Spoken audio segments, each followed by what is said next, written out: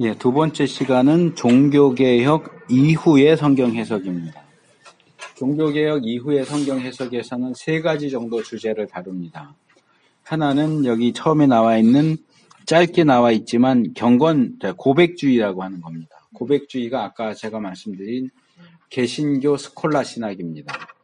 이제 중세 시대는 카톨릭 스콜라 신학, 그러니까 너무 이론적인 것만 추구하는, 그때 제가 예를 들었는데, 예를 들어서 바늘 끝에 천사가 몇 명이나 앉을 수 있느냐, 이런 거. 전혀 쓸데없는 그런 너무 이론적인 것만 추구하는 그런 것들을 스콜라 신학, 스콜라 철학이라고 하는데, 이제 중세 카톨릭에만 있었던 게 아니고, 종교개혁 이후에 이 종교개혁자의 후계자들, 베자라든지, 블링거라든지, 이런 사람들이 종교개혁자들, 그러니까 루터나 칼빈의 사상을 이제 체계화시키고 정리하는 과정에서 너무 교리 중심으로 치우치는 거죠.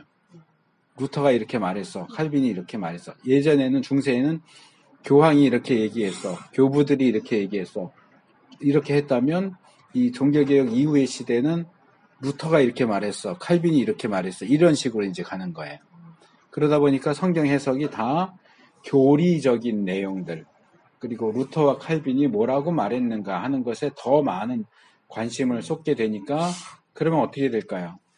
이 지성적인 측면으로 흐르게 되고, 그러면 신앙이 좀 메마르죠. 메마르고 딱딱하고 팍팍해져요. 그러니까 이것이 이제 서양 역사의 흐름하고도 맞아 떨어지는 거예요. 그런 이제 주지주의에서 감정을 중시하는 낭만주의로 이렇게 넘어오는 요 시기에 이제 이 경건주의 사상도 그것과 이제 교리 중심의 너무 딱딱한 신앙, 딱딱한 신학에 반대해서 나온 것이 경건주의 사상입니다. 독일의 이제 필립 야콥 슈페너라고 하는 사람이 피아 데시델리아, 경건의 소망, 이건 이렇게 얇은 책인데 번역돼 나왔어요. 그 책을 쓰면서부터 이 경건주의 운동이 시작됩니다.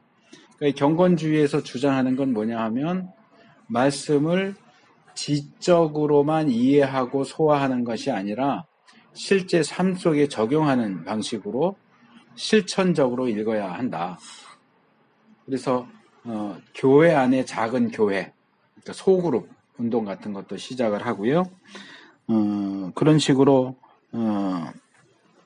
운동을 하는데, 이게 이제 독일 경건주의, 이 뒤에서 다루겠지만, 영국으로 넘어가면 영국 경건주의라는 표현을 잘 안 쓰기는 하는데, 제가 본 이 책은 그런 식으로 쓰더라고요. 그러니까 보통 경건주의 그러면 독일 경건주의를 얘기를 하는 거고요. 이제 영국이 경건주의의 영향을 받아서 이제 운동이 일어난 것은 존 웨슬리의 감리교 운동입니다. 그 이제 영국 경건주의라고 말하는 건 웨슬리 운동을 얘기하는 거고, 그 다음에 미국 경건주의라고 하는 것은 조나단 에드워즈의 1차 각성 운동, 이것을 이제 그 경건주의 영향을 받은 운동으로 그렇게 그룹으로 얘기해서 독일과 영국과 미국 중심으로 경건주의 운동을 이제 얘기를 합니다. 근데 이게 재밌어요. 독일, 영국, 미국은 기본적인 신학의 흐름하고 똑같습니다. 신학에서는 이렇게 얘기합니다.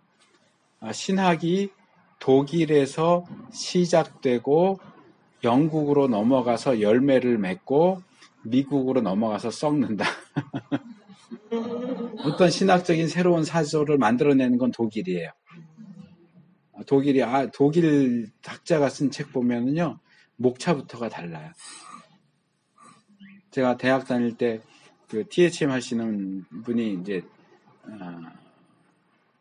종교개혁 바로 직전에 어떤 그런 내용들을 강의를 해서 오셨는데, 이제 하이코 오버만이라고 하는 독일 학자가 쓴 책을 영어로 번역한 그 책을 가지고 공부를 했는데, 목차가 빽빽해요. 이제 보통 1장, 2장, 3장, 4장 이렇게 하잖아요. 그거는 1장하고 소제목, 뭐는 어떻고, 또 뭐는 어떻고, 뭐는 어떻고, 이게 소제목이 한 두세 줄 들어가요. 2장 그러면 또 소제목이 거의 논문 초록 쓰듯이 목차가 그렇게 들어가요. 그리고 굉장히 철저하게 해요. 그래서 시작이 독일에서 되면 그게 이제 영국으로 넘어가면서 그게 아주 이제 무르익어요. 풍성하게 익어요. 이제 같은 유럽이니까 독일에서 공부하고 온 사람들은 독일이나 프랑스나 영국의 학자들을 알아요. 근데 미국 학자들은 모르더라고요. 그러니까 미국 학자들은 독일이나 영국 학자들의 책을 써요. 갖다가 보는데 독일 학자들은 미국 학자들 책은 안 봐요.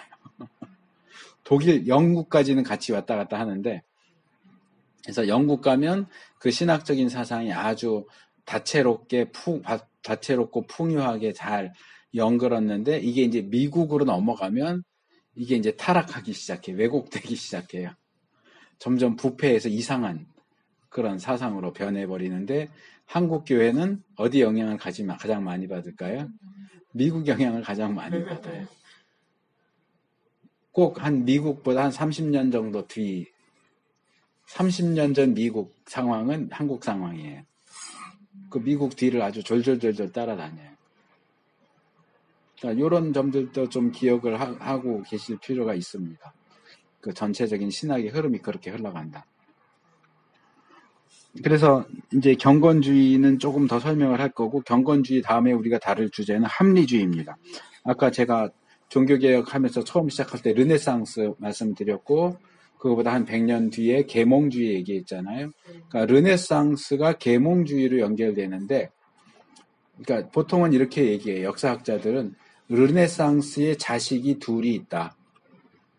르네상스가 낳은 자식이 둘이 있는데 하나는 종교개혁이고 하나는 계몽주의다. 그렇게 얘기해요.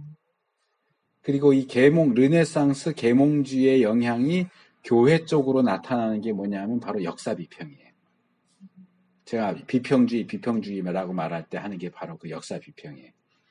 문서설, 문서가설, 뭐 들어보셨겠죠. JEDP, 구약은 JEDP, 신약은 복음서, 뭐 마가우선설, 마태우선설, 뭐 Q 이런 거, 문서설. 그 다음에 양식 비평, 편집 비평, 전승사 비평. 요건 이제 뒤에 가서 근대 현대 하면 나올 겁니다. 이런 것들이 바로 이 르네상스와 계몽주의 그리고 종교개혁과 함께 엮어지면서 나오는 사상이 합리주의입니다. 그래서 이 근세의 해석 역사를 이해하려면 이 합리주의와 자유주의를 이해하지 못하면 이해할 수가 없어요. 그래서 우리가 이제 근세로 넘어가기 전에 이 부분을 이제 뒷시간에 다룰 겁니다. 일단 경건주의 부분을 먼저 살펴보면 아까 말씀드린 필립 야콥 슈페너가 이제 창시자라고 할 수 있고 그걸 도운 사람이 아우구스트 프랑케라고 하는 사람이 있어요.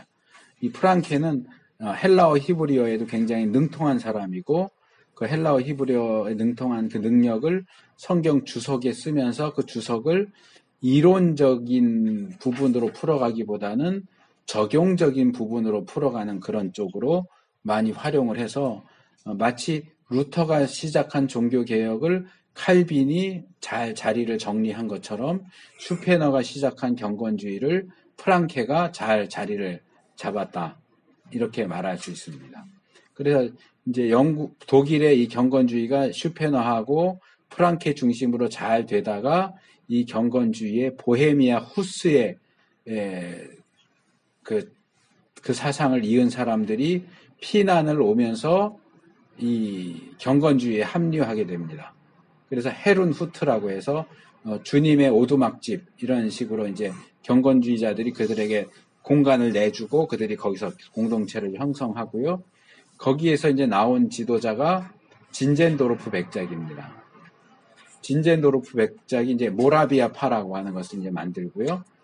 이 모라비아파의 영향을 받은 사람이 바로 존 웨슬리입니다. 존 웨슬리가 미국 선교사로 가서 활동을 하다 돌아오거든요. 그러다 배에서 풍랑을 만납니다.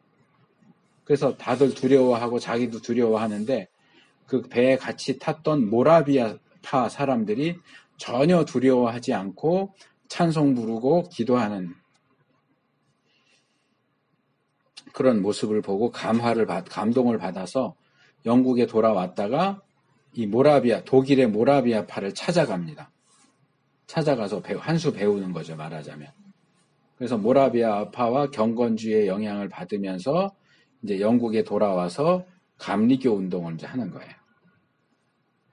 이제 감리교라고 하는 건 메소디스트라고 하거든요. 이 메소디스트는 어디서 나온 거냐면 메소드에서 나온 거예요. 메소드는 어떤 방법 그런 뜻이거든요. 그래서 이 존 웨슬리와 동생인 찰스 웨슬리 또 조지 화이트필드 이런 사람들이 이 메소디스트 그룹을 만듭니다. 이건 뭐냐 하면 굉장히 엄격하게 신앙 생활을 규제하는 겁니다. 그래서 예를 들면 아침엔 몇 시에 일어나야 돼? 일어나면 몇 시부터 몇 시까지 큐티 성경 묵상해야 되고 그 다음에 일주일에 몇 번은 뭐 전도하러 나가야 되고 이런 식으로 모든 것들을 이렇게 탁탁탁탁 계획을 세워서 생활할 수 있도록 하는 그런 방식의 이제 운동을 시작을 하고 그 당시에 이제 영국은 성공회였으니까 국교가 성공회인데 이제 저도 어렸을 때는 이제 뭐 예를 들면 철로 역정 쓴 존 번연이 감옥에서 이걸 썼다. 아니 예수 잘 믿는 사람이 왜 감옥에 갔을까? 왜 감옥에 갔을까요? 존 번연이 왜 감옥에 갔을까요? 모르세요? 철로 역정을 써서 철로 역정을 감옥에 가서 썼어요. 로마 카톨릭하고 비슷한 거예요. 로마 카톨릭이 자기들만이 절대적인 기준이고 권위라고 생각을 하니까 그 권위에 순응하지 않는 사람들을 종교재판을 통해서 이단으로 몰아서 죽였잖아요. 이제 헨리 8세가 자기 결혼 문제로 원래 열렬한 로마 카톨릭 지지자였는데 카톨릭이 헨리 8세의 이혼을 허락하지 않았어요. 카톨릭에선 결혼과 이혼도 칠성사 중에 하나이기 때문에 신부의 주례하에 결혼식을 하지 않으면 다 간음이에요. 일반 결혼식장에서 결혼하고 신부가 없이 결혼하면 그거는 무효예요. 카톨릭 입장에서 볼 때는 정식 결혼이 아니고 그냥 동거하는 거예요. 간음하는 거예요. 그리고 이 카톨릭에서는 절대로 이혼이 금지예요. 이건 그냥 여담이긴 한데 이 헨리 8세가 원래 왕이 될 사람이 아닌데 형이 있었어요. 근데 형이 죽어서 왕이 됐거든요. 형이 죽어서 왕이 되면서 형과 결혼하기로 한 그 당시 이제 스페인 그쪽이 굉장히 셌었으니까 무적함대도 있었고, 그러니까 스페인 쪽 공주가 이제 형수인데 형수를 취해서 결혼을 한단 말이에요. 근데 둘 사이에 자식이 없어요. 근데 이 헨리 8세가 루터나 이런 사람들이 활동할 때 그 사람들을 반박하면서 로마 카톨릭을 지지하는 책도 쓸 정도로 굉장히 열렬한 로마 카톨릭 지지자였거든요. 근데 성경을 보니까 레위기에 형제의 아내를 취하는 자는 자식이 없다 이 말씀이 나와요. 그걸 보고 내가 지금 형수하고 결혼해서 자식이 없구나. 그래서 그 형수하고 이혼하려고 그랬어요. 이혼하고 이제 그 영화도 있잖아요. 천일의 앤이라고요. 그게 헨리 8세하고 관련된 영화예요.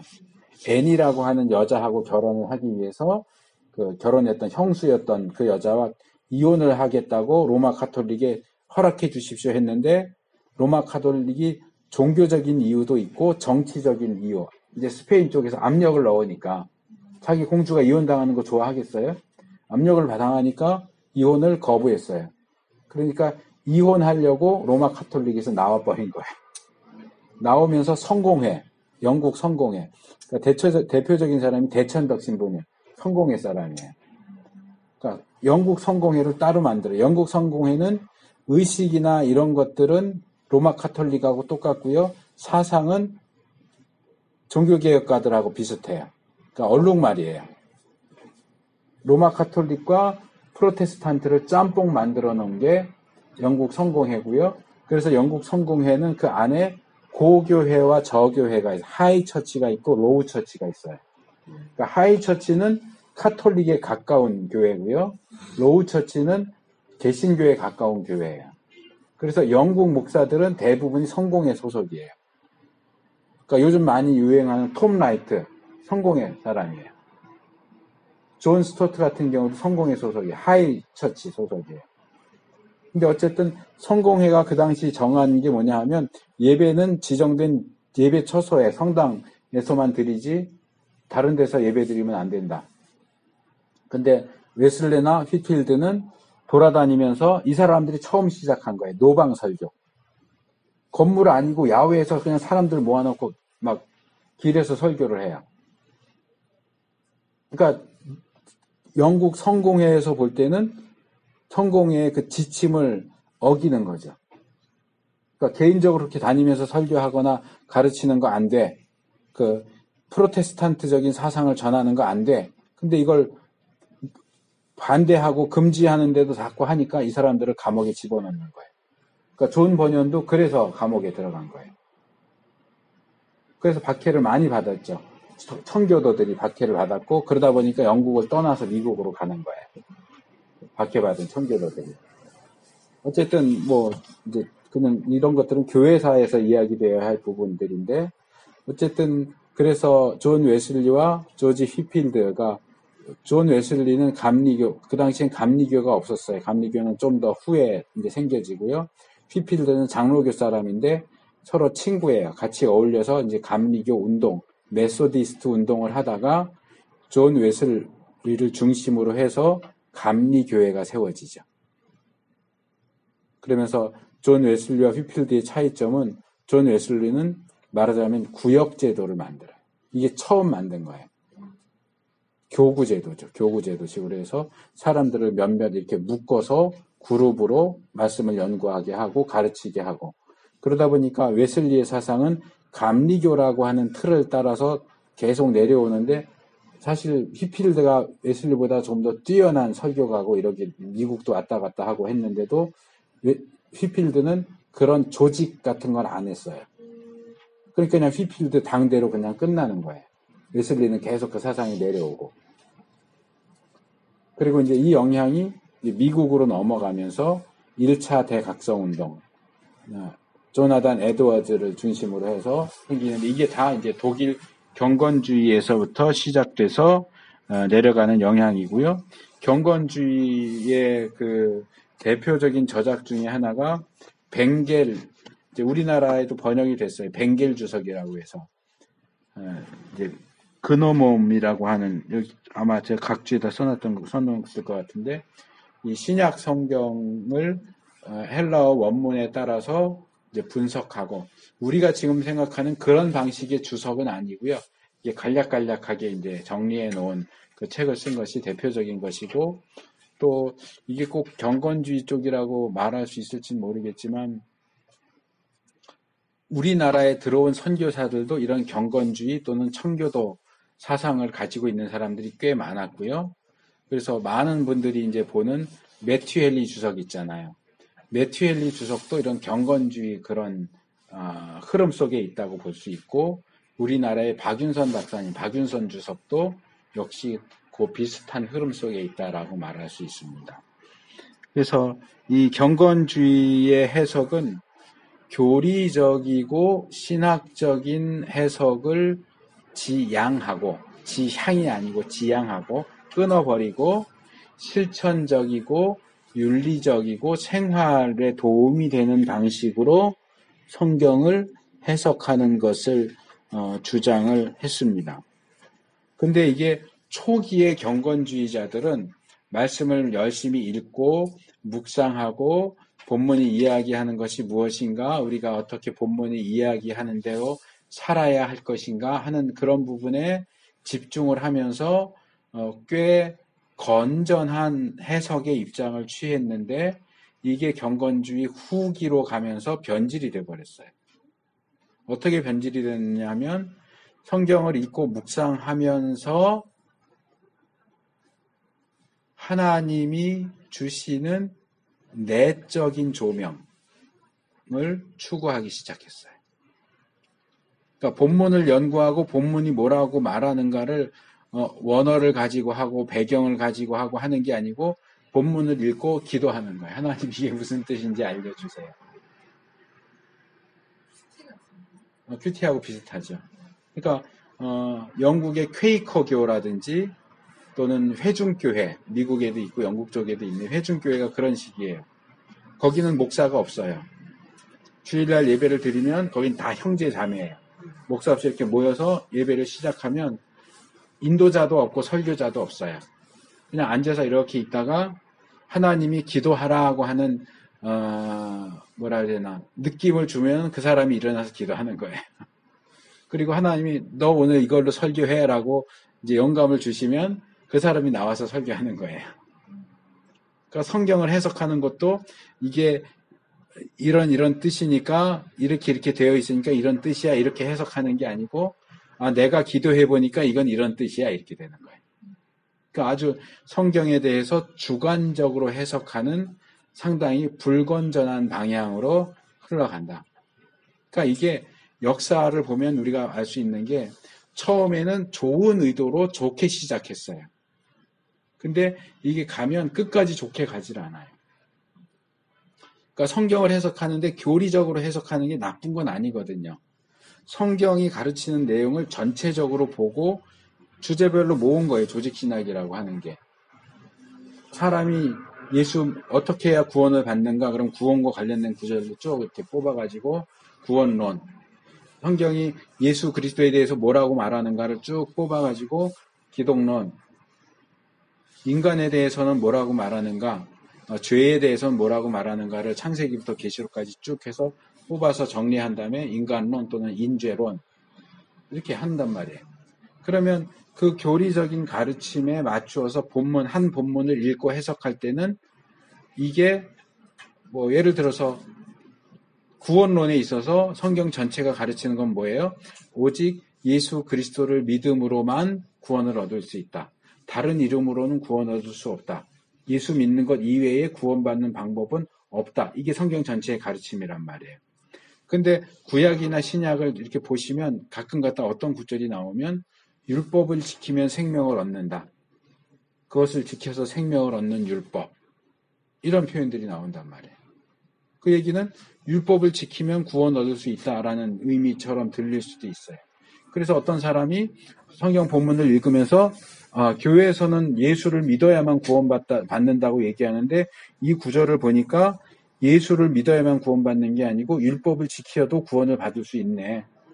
여러분 우리 구원받는 방법이 예수 믿는 것만 있는 게 아니고요. 율법을 지키는 것을 통해서도 구원받을 수 있습니다. 구원받는 방법이 2개입니다. 이렇게 주장하면 이단이 된단 말이에요. 왜? 성경 전체의 가르침하고 맞지 않아요. 그래서 성경 전체의 가르침, 그것을 잘 정리한 정통, 사도적 전통을 따르고 있는 교리적인 가르침에 맞게 성경을 해석해야 돼요. 그러니까 어떤 한 본문을 해석할 때도 이게 맞지 않으면 내 해석이 잘못된 거예요. 근데 이것이 이제 건전한 성경의 해석에 있어서 필요한 부분이지만 이게 너무 지나치게 가면 중세시대처럼 성경을 교리에 맞추는 거예요. 어떤 본문을 읽어도 제가 예를 들어 교부시대 키프리안 말씀을 드렸었는데 성경을 읽으면서 하나라는 단어만 나오면 무조건 교회의 유일성, 하나님의 유일성을 가리킨다라고 그렇게 해석을 해요. 그러니까 교리를 위해서 성경을 갖다 붙이는 거예요.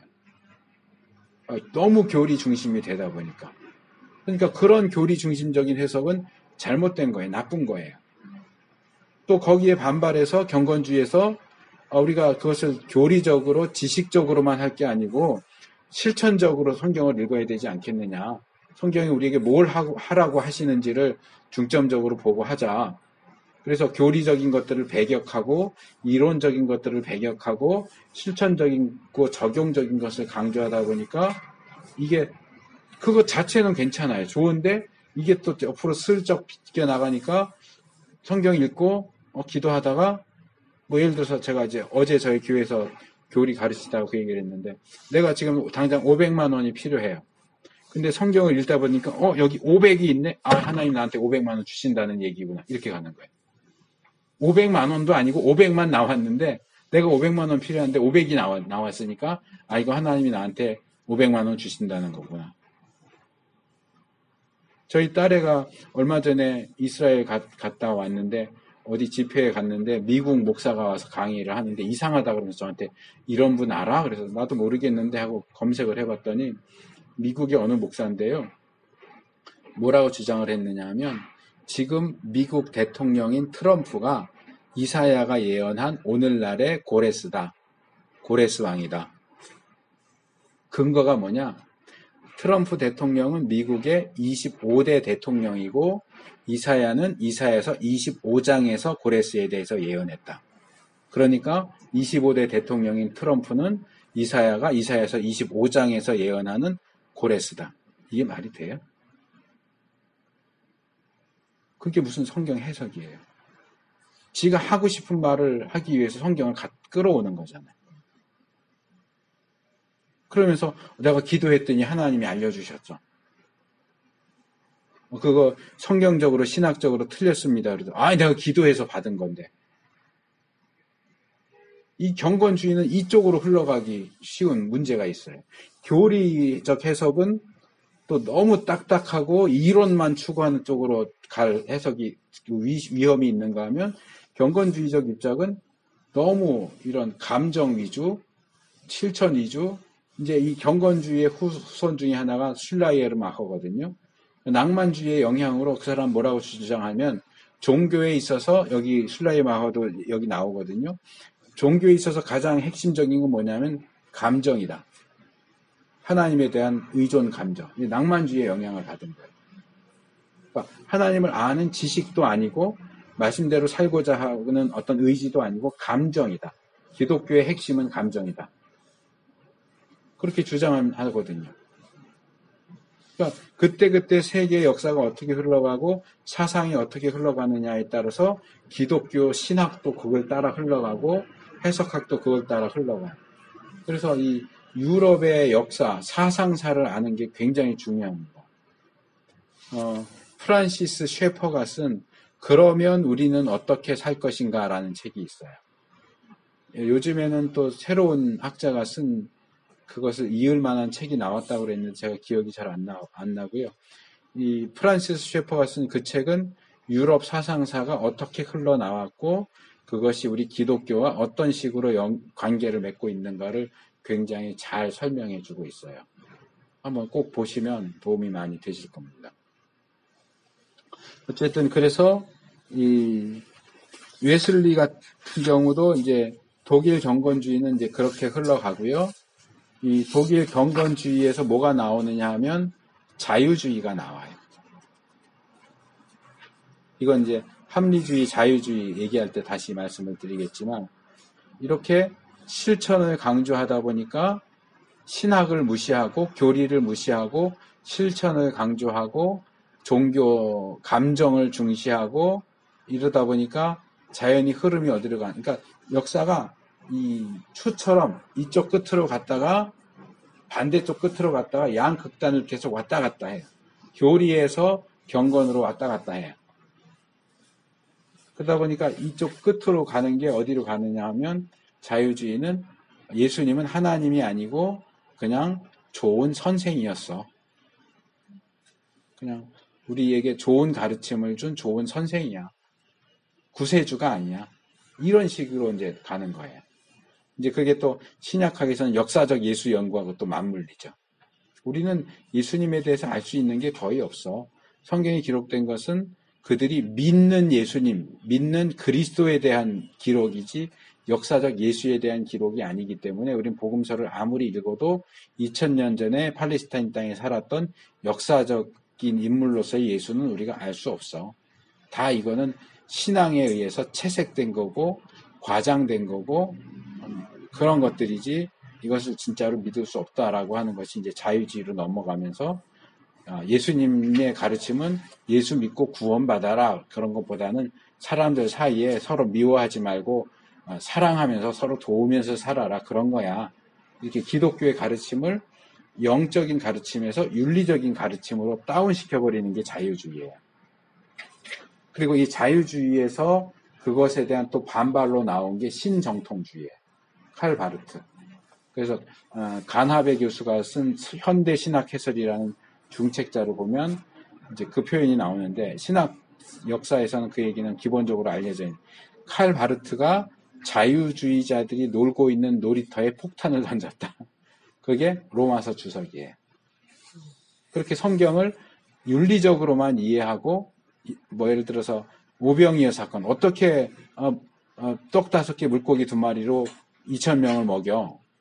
불가능하지. 그거는 자연적으로 합리적으로 생각할 때 사람들이 다 자기 도시락 싸왔는데 꺼내놓기 싫어서 눈치 보다가 어린아이가 자기 도시락을 예수님께 드리니까 그것 보고 부끄러워서 다 자기가 갖고 있던 도시락 나눠 먹은 거야. 그렇게 해서 그러는 거야. 그러니까 모든 것들이 윤리적이고 도덕적인 것들로 떨어져요. 하나님도 인간 수준으로 끌어내려요. 그러니까 칼바르트가 그러니까 이것이 아까 말씀드린 것처럼 사상의 흐름 속에서 나오는 얘기예요. 철학 사상과 그 당시 사상의 흐름에서 역사적 예수를 우리가 알 수 없다. 우리가 알 수 있는 거는 뭐냐? 초대교회가 믿었던 예수님이 그리스도다. 근데 우리가 예수님이 하나님인지 어떻게 알아? 증명이 안 되니까 예수님이 하나님이라고 믿을 수는 없고 그냥 예수님은 굉장히 대단한 사람이었어. 이런 식으로 자꾸 다운되는 거예요. 점점. 이 기독교에 대한 관심과 그런 것들이 다운되면서 가장 밑바닥에 내려간 게 자유주의예요. 예수도 사람이야. 그냥 좀 괜찮은 사람일 뿐이고 우리를 구원하는 게 아니고 우리가 어떻게 살아야 될지에 대해서 그냥 모범을 보여준 분이야. 구세주로 인정하지 않아요. 기독교가 그 수준까지 떨어진 거예요. 하나님의 말씀도 하나님 말씀도 있고 사람의 말도 있고 사탄의 말도 있고 이 하나님 말씀이 아니야. 그런 상황에서 칼바르트가 성경은 하나님의 말씀이다 라고 하는 폭탄을 던지면서 신정통주의로 올라가요. 그러니까 이런 전체적인 사상 흐름을 아는 것은 좀 필요합니다. 그래서 이 웨슬리 같은 경우 주석에 그렇게 힘을 쓰지는 않았어요. 그렇지만 웨슬리가 신약 전체를 주석하기는 했습니다. 전체를 주석했고 우리나라에도 한글로도 웨슬리 주석이라고 해서 5권인가 6권짜리로 번역되기는 했어요. 근데 웨슬리는 주석에 있어서 그렇게 특출하지는 않았습니다.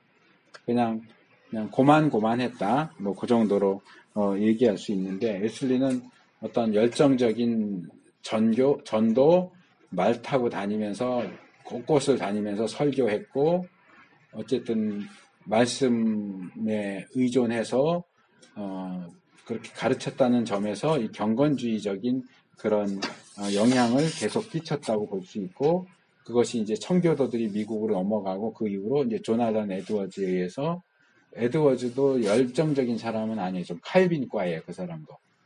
이제 설교를 이렇게 회중을 보고 설교하는 게 아니고 이렇게 그냥 읽어요. 설교 원고를.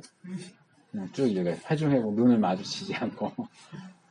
근데 그를 중심으로 해서 1차 대각성 운동이 일어나는데 이것도 역시 경건주의 한 지류다라고 하는 것이 이제 여기서 얘기하는 거고요.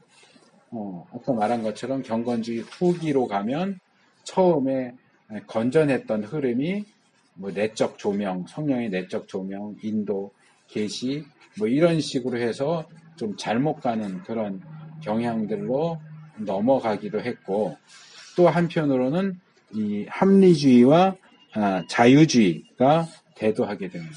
그러니까 합리주의라고 이게 이제 다 영어 레이셔널리즘을 번역한 거거든요. 레이션이 이제 이성이죠. 그러니까 이성주의, 합리주의는 이성에 합당한 것을 옳다고 하는 주의가 합리주의죠. 그게 이성으로 판단할 때 그럴듯하다고 보이느냐, 그렇다고 인정할 수 있느냐, 없느냐. 그러니까 모든 것을 판단하는 기준을 이성으로 잡는 것이 이성주의와 합리주의입니다. 그러니까 르네상스에서는 고전을 중심으로 했다면 계몽주의로 넘어오면 이성이 중심이 돼요.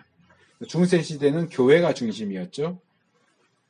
종교개혁 시대는 성경이 중심이었죠. 근데 이 합리주의, 계몽주의로 넘어오면 이성이 중심이에요. 그래서 과거에는 무엇이 옳고 그르냐를 성경이 판단했는데 이제는 무엇이 옳고 그른가를 이성이 판단하고요. 심지어는 성경 말씀의 이 부분이 옳고 그른지도 이성이 판단을 해요.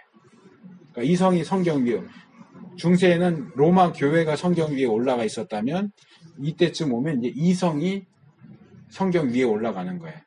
그래서 난도질을 해. 요거는 말도 안 돼. 처녀가 어떻게 애를 낳아? 죽었는데 어떻게 살아나? 사람이 어떻게 물 위를 건너? 어떻게 떡 2개, 떡 5개, 물고기 2마리를 5,000명을 먹여? 이런 이적 다 빼. 이게 이제 불트만의 비신화하고도 연결되는 거예요. 그러니까 이성으로 맞지 않는 현대 근대 과학주의, 과학적인 생각, 사고와 맞지 않는 모든 것들은 신화다. 이건 다 필요 없는 거니까 그냥 잘라내버려도 상관없다. 껍데기다. 우리가 호두 먹으려면 껍데기 까서 버려야 되잖아요. 감 먹으려면 껍데기 까서 버려야 되잖아요. 성경이 밤이나 호두처럼 그럼 신화라고 하는 껍데기로 둘러싸여 있다. 그러니까 이 신화를 다 벗겨내면 그 안에 핵심이 되는 알맹이. 그 알맹이가 기독교의 진수다. 이렇게 보는 거예요. 근데 그 알맹이가 뭐냐라고 할 때 우리가 생각하는 그 알맹이가 아닌 거예요. 역사적 예수 탐구에서는 역사적 예수를 얘기했지만 역사적 예수 탐구의 결과로 나온 결론은 우리는 복음서 기록을 통해서 역사적인 예수를 알 수가 없다. 신앙의 그리스도만 알 수 있다. 그러니까 불트만은 성경에 있는 신화적인 요소를 다 잘라내 버리고 그러면 마지막에 남는 건 뭐냐? 신앙의 그리스도다. 다른 말로 해서 초대 교회가 믿었던 그리스도. 실제 예수님이 어떤 분이냐는 상관이 없어요. 초대 교인들이 믿었던 그리스도. 그러면서 모든 것을 인간 이성을 중심으로 해서 판단하는 그런 것들이 나오고 이때쯤 이제 주요 인물로 등장하는 사람이 슐라이 에르마흐예요. 이 사람은 여러 가지 면에서 이 교회 역사에 많은 영향을 끼친 사람입니다. 실천 신학에 있어서 원조격 되는 사람이기도 하고요. 해석학에 있어서도 굉장히 중요한 위치를 차지하는 사람입니다. 그동안은 조금 주먹국으로 되어 있었다면 이 사람은 조금 조직적이고 체계적으로 성경을 읽고 해석하는 것에 대한 주장을 많이 합니다. 여기 해석학적 순환이라고 하는 허메뉴티컬 사이클, 그러니까 이제 꼬리에 꼬리를 물고 계속 왔다 갔다 이렇게 하는 거죠. 그래서 그런 해석학적인 순환을 통해서 성경에 대한 이해가 더 풍성하게 될 수 있다. 그리고 성경을 제대로 이해하기 위해서 거기 굵은 글씨로 해놨는데 해석자는 적절한 역사적 지식과 언어적 지식을 가지고 저자가 스스로를 이해하는 것보다 그들을 더욱 잘 이해할 수 있는 위치에 서게 된다. 이게 이제 이 당시의 입장이에요. 그러니까 이런 거죠.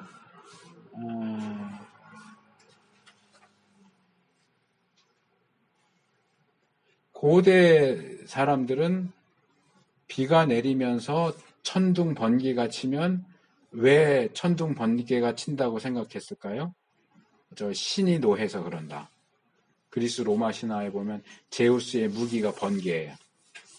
그러니까 내가 저거 나쁜 놈 죽여야지 하면 여기 하늘에서 번개 이렇게 잡고 있다가 휙 던져서 마치 죽이는 거예요. 그러니까 번개가 치는 것은 신이 진노해서 치는 것이다. 근데 근대 과학으로 넘어오니까 번개가 왜 쳐요? 뭐 음전자와 양전자가 충돌해갖고 생기는 거예요. 그러니까 우리가 읽고 있는 글에 어떤 저자가 오늘 번개가 쳤다. 이 번개는 내가 생각할 때는 신이 노해서 이 땅에 벌 주기 위해서 내려오는 것이라고 생각한다. 그러면 이 근대적인 자연과학의 지식을 갖고 있는 사람은 그 글을 쓴 사람의 글을 보면서 그 사람보다 실제를 더 잘 안다는 거죠.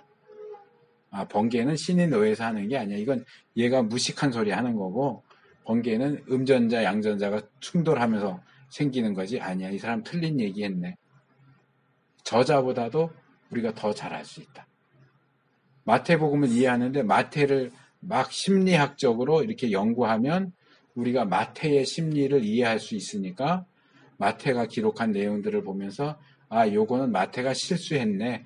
요건 마태가 놓쳤네. 마태보다도 마태복음을 더 잘 알 수 있게 된다. 이게 이제 슐라이어 마허가 주장하는 심리적 해석하고 연결이 돼요. 그러니까 우리가 저자를 분석하는 것을 통해서 저자보다도 저자의 글을 더 잘 알 수 있어. 라는 생각을 이 당시에는 했었다는 거죠. 그러니까 이게 이제 결국 그런 자연과학, 인문과학, 심리학 이런 것들이 뭐라 그럴까? 절대적인 것이다.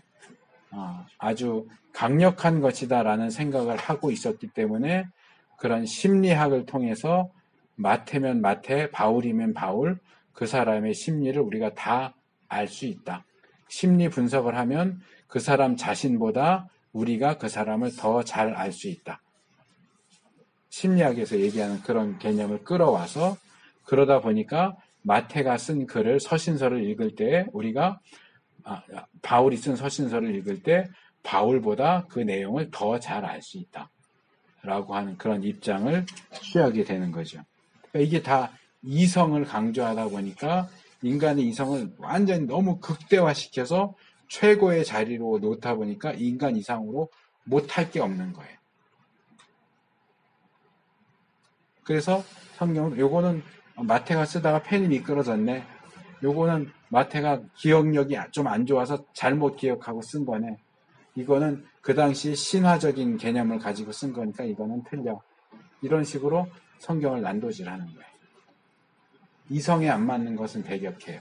이 합리주의에 있어서 중요한 전제가 되는 것 중에 하나가 닫힌 체계라는 거예요. closed system. 시스템이 closed 했단 말이에요. 그러니까 우리 인간이 사는 세상이 돌아가는 시스템이 닫혀 있어서 하나님이 우리 시스템 밖에 있는 하나님이 이 세상에 관여할 수가 없어요. 문이 닫혀 있으니까 못 들어오는 거예요. 그러니까 신이 관여할 수 있다면 이적 이런 것들이 가능한데 신이 관여할 수 없으니까 이적 이런 것들은 일어날 수 없어. 착각이에요. 잘못 본 거지. 예수님이 물 위를 걸었다고 하는데 그건 실제로 물 위를 걸은 게 아니고 예수님이 평소에 거기를 이렇게 왔다 갔다 하시면서 그 물 밑에 바위가 이렇게 물 찰랑찰랑 하는데 바위가 밑에 있어서 그 바위들을 잘 보고 바위들 탁탁탁탁 짚고 갔는데 그 바위가 안 보이니까 물 위를 걸었다고 한 거야. 실제로 자유주의자들 중에 그런 해석을 하는 사람들이 있어요. 그러니까 모든 것은 이성적으로, 합리적으로 해석을 하는 거예요. 성경의 기록을 그대로 받아들이지 않아요. 다 이성이라고 하는 그 체를 거쳐서 거쳐지는 것만 받아들이고 걸려지는 건 다 이건 신화고 이건 고대의 미개한 사람들의 사고방식에서 나오는 잘못된 거니까 다 빼. 그러니까 성경은 다 깎을 만큼 다 깎고 요만큼 남겨두고 그 남겨두니까 거기서 나오는 게 뭐냐? 인간 예수. 윤리 선생인 예수. 구원자 예수가 아니고 우리의 윤리적 삶의 모범이 되는 예수. 이렇게 나오는 거예요. 합리주의에서 이제 자유주의를 이렇게 넘어가는 거예요. 슬쩍 넘어가요. 그러니까 인간이 최고의 가치가 되면서 하나님의 가치가 바닥으로 떨어져요. 하나님 자리에서 끌어내리고. 당신이 우리보다 나은 게 뭐가 있어? 우리도 뭐든지 다 할 수 있어. 과학으로 다 할 수 있고, 심리학으로 다 이해할 수 있고, 이런 것들이 이제 이 합리주의와 자유주의가 취하는 입장입니다. 초자연적인 것들을 배척하고요.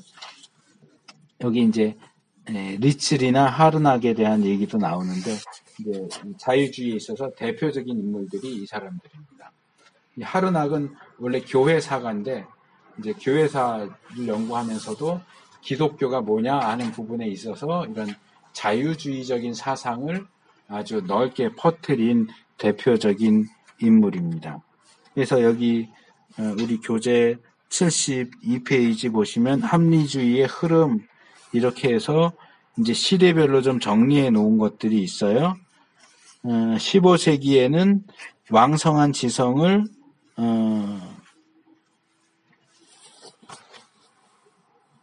지성의 발효 시대였다. 그래서 이성의 가치를 막 높이면서 이성에 맞지 않는 것들을 배척하는 그런 시대였고 16세기에 들어오면 고대 문학과 근대적 지성주의의 영향은 더욱 현저해졌다. 그래서 신학이 이제 중세 시대에는 그런 얘기 들어보셨을 거예요. 철학은 신학의 시녀다. 지금도 교회 안에 그런 사고들이 있어요. 그래서 신학을 하려면 철학을 알아야 돼. 그 맞아요, 사실은. 신학이 철학의 어떤 논리나 개념들을 많이 갖다 쓰기 때문에 철학을 모르는 사람이 신학을 하려면 많이 어려워요. 그래서 철학이 신학을 보조해주는 역할이었다면 이때 15세기, 16세기 오면 철학이 왕자리로 올라가는 거예요. 신학 밀어뜨리고 왕자리에 철학이 올라가요. 철학이 신학을 쥐고 흔들어요. 신학이 뭐라고 말해야 할까? 나한테 허락 맞아. 나한테 허락 맞아야 얘기할 수 있어. 이런 식으로 이제 이 철학이 아주 강력한 위치를 차지하죠. 17세기는 과거보다 성서의 가치를 낮게 보았다. 그러다 보니까 신학만이 아니라 성경도 이제 하나님의 말씀에서 별것 없는 인간들의, 그러니까 이 성경은 이중 저자를 가지잖아요. 신적 저자와 인간 저자. 근데 이 시대에는 신적 저자라고 하는 건 믿을 수 없는 거고, 인간 저자가 썼으니까 오류가 있을 수밖에 없고, 이런 부분들은 얘들이 착각한 거야. 이건 얘들이 모르고 이렇게 한 거야. 이런 식으로 성경의 권위가 완전히 바닥으로 끌어내려지는 거죠. 여기 이제 스피노자에 대한 얘기가 중간에 한번 나오는데요. 스피노자 같은 경우 유대인이거든요. 이제 철학자로도 많이 알려졌지만 신학적인 작업도 많이 했어요. 그러니까 이 사람이 유대인이다 보니까 성경 저자들이 성경을 쓸 때 마치 오늘날 신문 기자들이 신문 기사를 쓰는 것하고 비슷하게 썼다라고 주장을 하는 거예요. 그래서 여기도 나오지만 예를 들어서 그 당시 사람들이 이해할 수 없는 어떤 현상이 나타났다, 행해졌다 그러면 그것은 하나님의 주권적인 능력으로 된 거야. 이런 식으로 이제 얼버무려서 말하는 거죠. 최근에 제가 이런 일이 있었어요. 이제 제 페이스북 친구로 돼 있는 분이 어디 신학교 교수예요. 교회사인가 조직신학 교수신데 글을 하나 올렸더라고요. 그러면서 형수치수제가 뭐 이렇게 하면서 올렸길래 제가 평소에는 잘 안 그러는데 댓글을 달았어요. 형수치수제는 틀린 용어고 형사취수제가 맞는 말입니다. 한문 표현이니까 형이 죽으면 형수를 취하는 제도거든요. 그러니까 형수취수제는 틀린 얘기고 형사취수제가 맞는 용어입니다. 그랬더니 뭐라고 댓글을 달았냐면 그거는 신학적으로는 형사취수제라고도 하지만 일반적으로 성도들이 잘 이해하도록 돕기 위해서는 쉽게 표현해서 형수취수제라고 하는 겁니다. 그렇게 알아두세요. 그래. 교수니까 이제 저는 교수도 아니고 그러니까 이제 알아두세요. 그러더라고요. 그래서 그냥 넘어갈까 그러다가 제가 꼬리를 물었어요. 그러면 제가 찾아보니까 형사취수라고 하는 용어도 안 나오고 형사취수제라고 하는 한문도 안 나오는데 형사취수제가 맞는 표현이라면 형수취수제를 어떻게 한문으로 어떻게 씁니까? 그러니까 또 자신 있게 형수, 이제 한문에서 형의 부인, 형수 해갖고 형수취수제라고 그렇게 쓴대요. 그래서 제가 또 답글을 달았어요. 형수취수제를 한문으로 그렇게 표현을 하면 이거는 형수가 형수를 취하는 제도 이런 뜻이 되는 거 아닙니까? 아무리 성도들이 이해하기 쉽게 표현을 한다고 해도 뜻이 맞게 제대로 써야 되지 않을까요? 그랬더니 답이 없어요. 한참 있다 뭐라고 답을 했냐면 표현이 좀 어색하기는 하네요. 표현이 어색하긴 뭘 어색해요. 틀린 거죠. 근데 틀렸다고 안 해요. 왜? 제 생각엔 자기가 교수인데 글 올렸는데 교수도 아닌 사람이 지적했는데 거기서 제가 틀린 표현을 썼네요. 이렇게 하기가 애들 말로 쪽팔린 거죠. 말하자면. 그러니까 표현이 어색하긴 하네요. 어색한 게 아니고 틀린 거란 말이에요. 그러니까 그런 식으로 이 자유주의에서도 이 스피노자가 얘기하는 건 뭐냐 하면 유대인들이 성경을 기록할 때 자기들이 이해가 안 되면은 그런 식으로 어색하네요. 이런 식으로 그냥 돌려서 말했다는 거예요.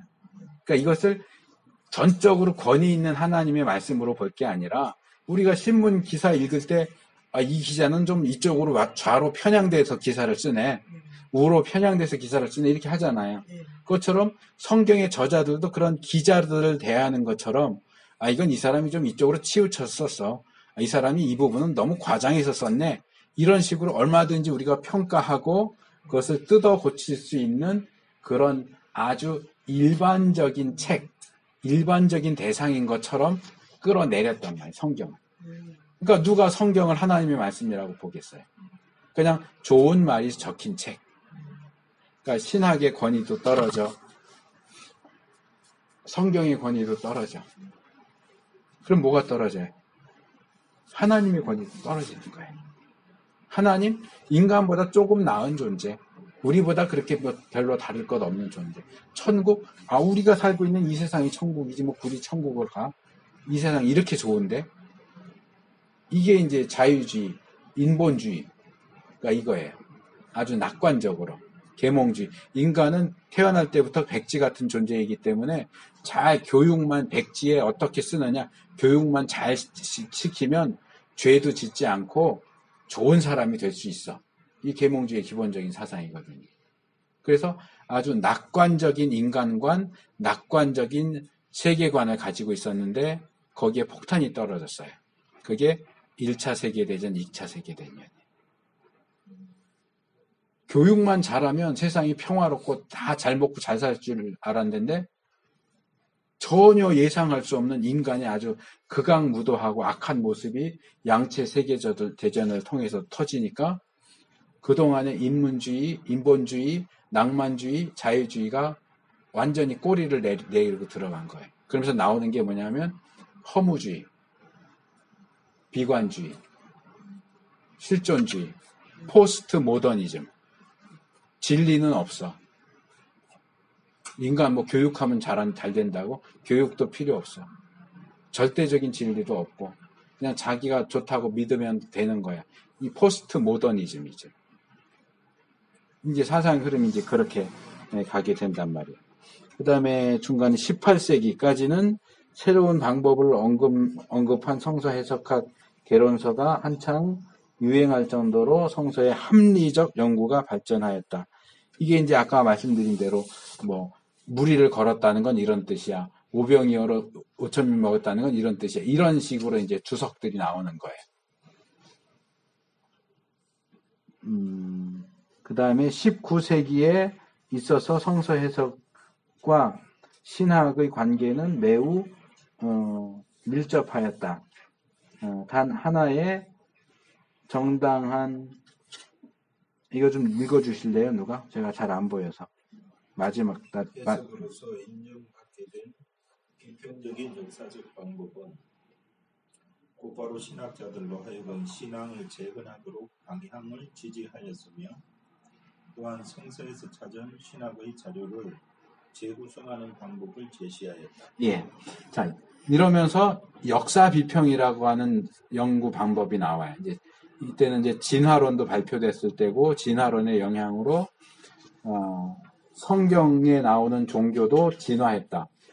애니미즘, 토테미즘에서 조상신 숭배, 국가신 숭배, 다실론, 단일신론, 유일신론. 그렇게 해서 유일신론은 종교 진화에 있어서 가장 최종적인 결과물이다. 그렇기 때문에 구약 성경도 아마도 애니미즘에서 시작해서 구약 성서 후기에 가야나 유일신론이 나올 수 있다. 그런데 모세오경에서부터 유일신론이 나오거든요. 진화론하고 맞지가 않아요. 그러니까 뭐라고 얘기하냐면 문서서를 주장하면서 또 편집서를 주장하면서 구약 성경에서 제일 먼저 쓰여진 책은 선지서고 모세오경은 포로기 이후에 쓰여졌다. 왜? 그래야 유일신론이 제일 마지막에 나온 것이 되거든요. 제일 처음부터 유일신론이 나온다면 이게 종교 진화론하고 맞지 않아요. 그러다 보니까 이 당시에 구약 신학은 구약 종교에 대한 연구가 돼버렸어요. 종교 사학파라는 게 나와요. 그러면서 우리가 알고 있는 그러니까 족장시대, 모세 출애굽시대, 여호수아 사사시대, 왕정시대 이런 기본적인 역사를 다 재구성하는 거예요. 다 뜯어내갖고 다시 조립을 해요. 그러면서 모세오경은 포로기 이후에 쓰여진 거. 그래서 역사를 다 재구성하면서 자료로 나누죠. JEDP 나눠서 J는 언제 나왔고 E는 어떻게 나왔고 언제 나왔고 그렇기 때문에 이 문서는 언제 쓰여진 거야.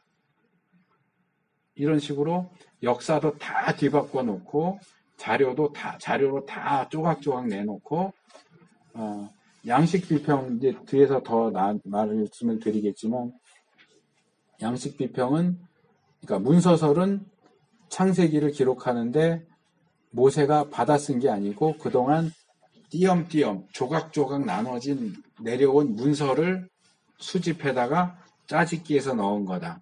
J 문서에서 요만큼, E 문서에서 요만큼, D 문서에서 이만큼, P 문서에서 이만큼 이런 식으로 얘기하고 또 문서만 내려왔겠느냐 구전으로 내려오는 것도 있지 않았겠느냐. 그래서 구전을 다루는 게 양식 비평이에요. 구전이 언제 내려왔겠냐. 무슨 신명기 같은 경우 보면은 6월절 하면서 너희 자녀가 왜 이렇게 해요? 그럼 이렇게 얘기해줘라 이런 거 나오잖아요. 그런 식으로 어떤 의식을 할 때 이렇게 정해진 어떤 묘사 문구로서 구전이 이렇게 내려왔을 거다. 그게 어떤 상황에서 어떤 내용이 전해져 내려왔을까를 연구하는 게 양식 비평이에요. 그 다음에 편집 비평은 그렇게 문서와 구전을 취합해서 내용을 만들 때 그 편집자가 이것들을 이제 말하자면 프랑켄슈타인 시체를 모아갖고 꿰매갖고 만들듯이 창세기를 이렇게 여러 조각들을 꿰매서 만들었다는 거죠. 의도를 가지고. 근데 뭐 예를 들어서 팔이 여기 붙어야 되는데 팔이 보통 사람은 2개인데 좀 더 일을 많이 시키기 위해서 팔을 4개를 붙이기 위해서 여기에도 하나 여기에도 하나 그렇게 해서 꿰매 붙였다. 이게 편집자들이 했다는 거예요. 리덱션 했다는 거예요. 그래서 이 편집자들이 지금과 같은 형태로 자기가 생각하고 말하고 싶은 것을 말하기 위해서 이걸 뒤집는 거예요. 예를 들면 아까 제가 오니까 이 선풍기 같은 운영기를 이쪽으로 놓고 이 밖에 있던 이 난로를 가지고 왔잖아요. 그래서 제가 뺏었냐고 뭐 그러고 해서 지금 이거 켜서 한참 따뜻하고 더워서 꺼서 냄새가 났잖아요. 이게 우리가 지금 모두가 공통적으로 알고 있는 시간의 흐름에 따라서 일어났던 일이에요.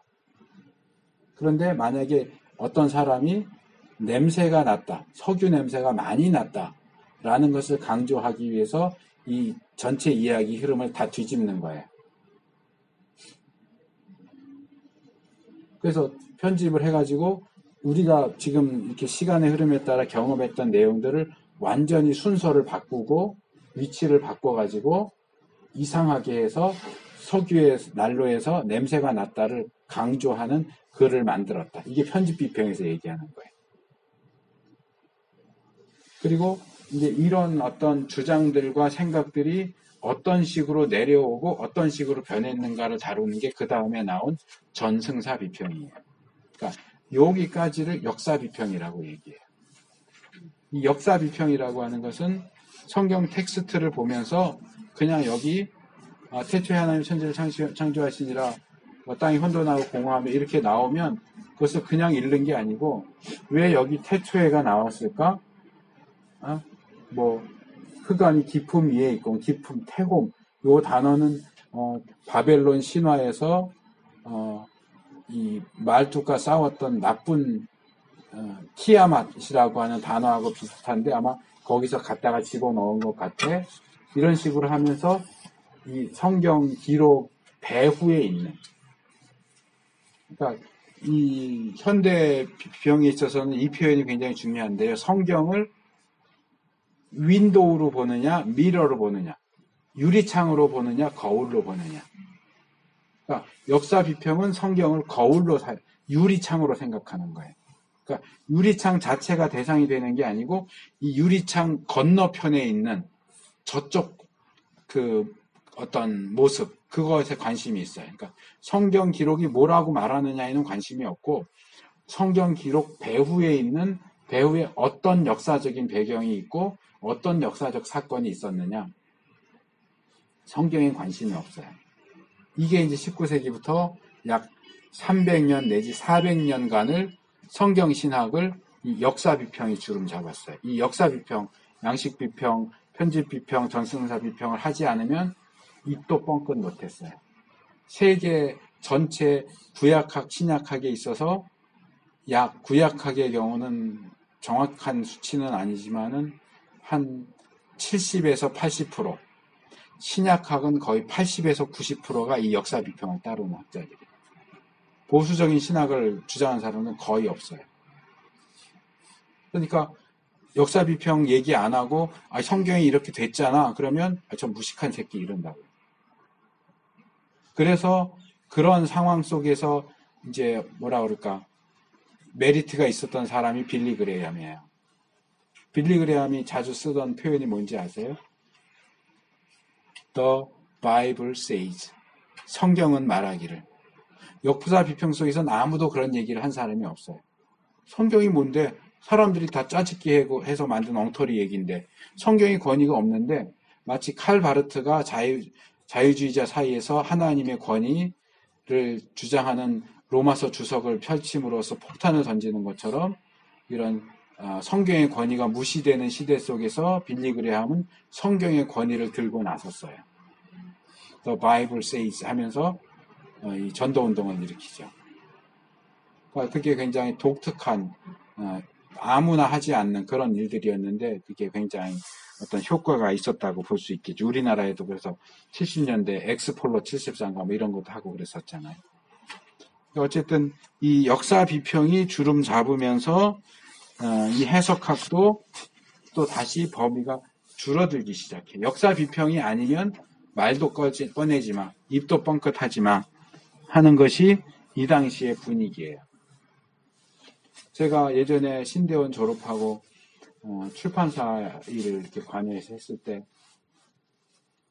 장신에서 공부하고 졸업한 전도사가 있었어요. 근데 우연히 이렇게 대화하다 보니까 그러던가요. 이 총신 꼴통들이 이 영감설 얘기를 하면서 우리 총신 쪽은 영감 얘기 전에 한번 슬쩍 했지만 축자 영감 얘기하거든요. 성경의 모든 글자 하나하나를 다 하나님의 영감, 물론 원본의 하나지만 축자 영감 얘기하고 유기적 영감을 얘기한단 말이에요. 근데 장신 측, 통합 측은 뭘 축자 영감 인정하지 않아요. 사상 영감을 얘기해요. 그들은 축자 영감을 얘기하면 축자 영감을 유기적 영감으로 연결시켜서 생각하는 게 아니고 축자 영감하면 기계적 영감이라고 얘기를 해요. 축자 영감을 주장하는 것은 기계적 영감을 얘기하는 거야. 받아쓰기, 딕테이션 이론이에요. 하나님이 불러주고 모세가 받았었다 이거죠. 근데 그게 말이 되느냐? 사상 영감이다. 사상 영감이라고 하는 건 뭐냐 하면 모세가 이렇게 글을 쭉 자기 생각 자료도 조사하고 나름대로 정리해서 글을 써요. 그러면 글씨 하나하나가 다 하나님의 말씀으로 영감된 게 아니고 그 전체 글 속에 들어가 있는 모세의 사상, 모세가 얘기하고 싶은 그 사상이 영감된 거지 거기 쓰여진 글 하나하나가 다 영감된 것이 아니다라는 것이 장신 쪽 입장이었거든요. 그러니까 아니 자기들이 볼 때는 축자 영감은 당연히 딕테이션 이론이고 사상 영감이 맞는데 도대체 이 총신의 꼴통들은 왜 자꾸 축자 영감을 주장하고 그러는지 모르겠다는 거예요. 야 그러면 총신만 꼴통이냐? 그럼 니네는 사상 영감만 주장하고 축자 영감이 딕테이션이 아니고 유기적 영감이라고 하는 건 너희들도 생각을 안 하잖아. 니네 생각만 주장하잖아. 그렇게 대꾸는 안 하고 혼자 생각을 했어요. 야, 우리 보고 꼴통이라고 얘기하나 너도 꼴통이다. 야. 우리 보고 자기네들 주장하는 걸 듣지 않는다고 꼴통이라고 하면 니들도 네 주장만 하고 우리 주장을 안 듣잖아. 싸우는 거 제가 싫어해서 이렇게 대놓고 얘기 안 해요. 아까 예를 든 형사 취재 같은 경우는 아주 특별한 예, 보통 저는 그러지 않는데. 그래서 이 합리주의와 자유주의는 그거예요. 아우 저 보수 꼴통들. 말도 안 되는. 어떻게 성경이 하나님의 말씀이라고 믿어? 이 사람의 말이지. 거기 틀린 내용이 얼마나 많은데. 그런 것들을 연구하려면 역사 비평을 통해서 문서설로 양식 비평으로 편집 비평으로 전승사 비평으로 이렇게 철저하게 뜯어내고 분석하고 그래서 정말 거기 뒤에 뭐가 있는가를 밝혀내야 그게 제대로 된 성경 해석이지 그걸 읽고서 아 이게 하나님이 이렇게 하셨다는가 이게 맞아 이렇게 하는 게 그게 무슨 성경 해석이야. 저 꼴통들하고 놀지 마. 그러니까 꼴통들은 또 꼴통들끼리 모여서 노는 거예요. 그러니까 미국에 지난번에 제가 말씀드렸잖아요. 구 프린스톤은 보수적인 신학교였는데 이런 신정통주의나 이런 것들이 시작되면서 그 잘못된 성서관이 들어오면서 구 프린스톤이 신 프린스톤으로 바뀌면서 구 프린스톤의 중심 역할을 했던 학자들 매챔, 그레산 매챔이라든가 비비 워필드라든가 이런 사람들이 도저히 같이 못 있겠다 해서 나와서 웨스트민스터 신학교를 세운 거예요. 그러니까 그 웨스트민스터는 그쪽 입장에서 볼 때는 순 꼴통들만 모여있는 학교들이에요. 꼴통 보수들만 모여있는 학교. 그러니까 웨스트민스터에서 공부했는데요. 그러면 뭐 딱 보는 거죠. 아, 저 꼴통이구나. 쟤하고는 말이 안 통해. 그냥 무조건 믿는다고 그러지. 그러니까 전에 그 초대교회 해석학 할 때 제가 오리겐 얘기했잖아요. 오리겐이 알레고리를 주장했던 이유 중에 하나가 켈수스라고 하는 그 이방인 학자가 기독교를 비난을 하면서 니들은 무조건 믿으라고만 그러지 니들은 머리는 안 쓰냐? 장식으로 갖고 다니냐? 그러니까 우리도 머리를 써. 그러면서 머리를 쓴다는 걸 입증하기 위해서 사용한 게 알레고리란 말이에요. 그러니까 이 시대도 마찬가지예요. 이 문제가 기독교 역사 내내 있어요. 제가 아까 불투만의 비신화화를 얘기했죠. 성경의 신화적인 요소는 다 제거하고 알맹이만 꺼내서 보여주자. 불투만이 왜 비신화화를 얘기하는지 아세요? 전도하기 위해서예요. 왜? 근대 과학이 발달된 이후로 우리가 살고 있는 이 시대 사람들은 과학적인 사고방식을 가진 사람들이에요. 과학적인 사고방식을 가진 사람들에게 신화적인 얘기를 가지고 다가가면 아우 저 바보 병신 이런다는 거죠. 들으려고를 안 해요. 가갖고 형제님 번개가 왜 치는지 아십니까? 하나님이 진노해서 치시는 겁니다. 그러면 또 병신 아직도 저 번개가 왜 치는지 모르고 있네. 거기 가서 예수 믿어야 됩니다. 그럼 그게 받아들여지냔 말이에요. 그러니까 웃음거리가 될 만한 신화적인 요소를 빼자. 현대 과학적인 사고를 가진 사람들도 아 맞아 그런 거 같네 라고 할 만한 그런 걸 가지고 접근하자. 그러려면 이 껍데기를 다 벗겨내자. 그러니까 불투만의 의도는 선해요. 어떻게 현대인에게 복음을 가지고 전할 것이냐. 근데 그 복음이 신화적인 걸로 덮여 있어서 그것 그대로 갖고 가면 상대방이 그걸 받아들이질 않아.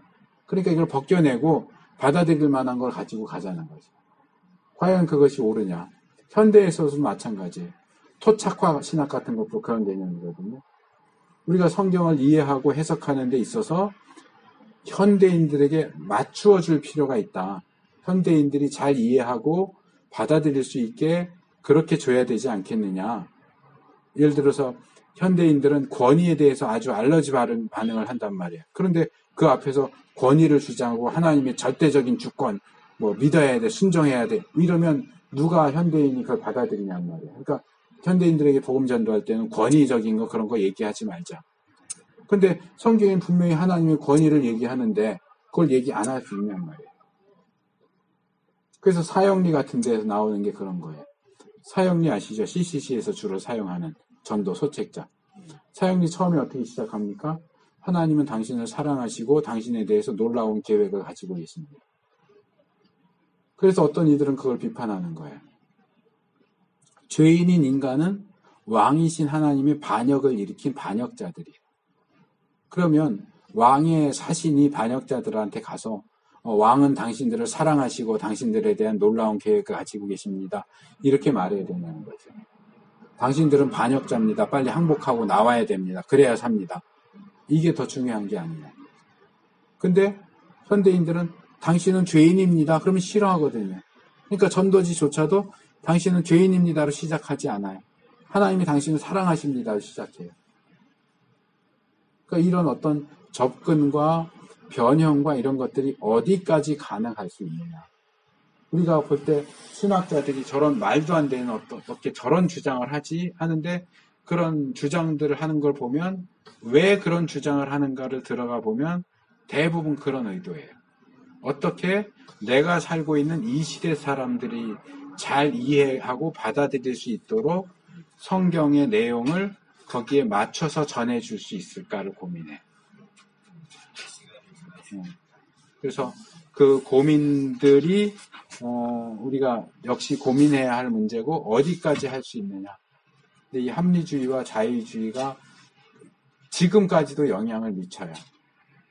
합리주의적인 역사 비평이 조금 문제가 있다 하는 사람들도 역시 역사 비평을 사용해서 기본적으로는 다 역사 비평적인 입장을 아까 말씀드린 대로 70%, 80%, 90%는 이런 역사 비평적인 입장을 가지고 성경을 해석합니다. 그래서 이제 오늘은 여기까지 하고요. 이제 다음 시간에 현대적 접근 방법을 살펴볼 때 지금 말씀드린 역사 비평이라든가 그런 부분에 대해서 더 다루게 될 것입니다.